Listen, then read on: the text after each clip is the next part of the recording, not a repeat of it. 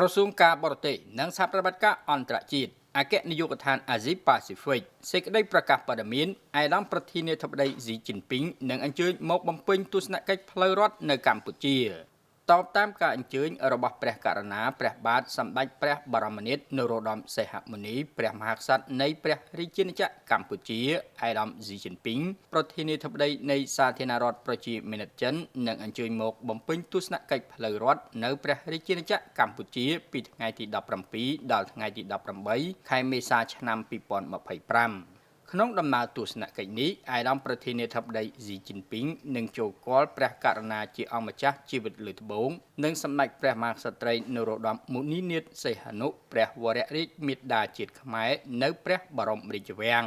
អាយដាមនឹងជួបពិភាក្សាជាមួយសម្ដេចអគ្គមហាសេនាបតីតេជោហ៊ុនសែនប្រធានព្រឹទ្ធសភានិងជាមួយសម្ដេចមហាបវរធិបតីហ៊ុនម៉ាណែតនាយករដ្ឋមន្ត្រីនៃព្រះរាជាណាចក្រកម្ពុជាស្ដីពីការពង្រឹងពង្រីកទំនាក់ទំនងទ្វេភាគី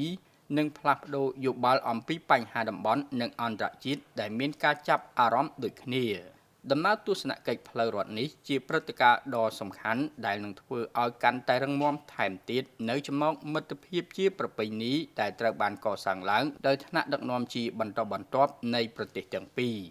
ទស្សនកិច្ចនេះក៏នឹងបង្កើនសារៈសំខាន់បន្ថែមទៀតដល់ចំណងមិត្តភាពដៃថែបនិងភាពជាដៃគូយុទ្ធសាស្ត្រគ្រប់ជ្រុងជ្រោយរវាងប្រជាជាតិទាំងពីរ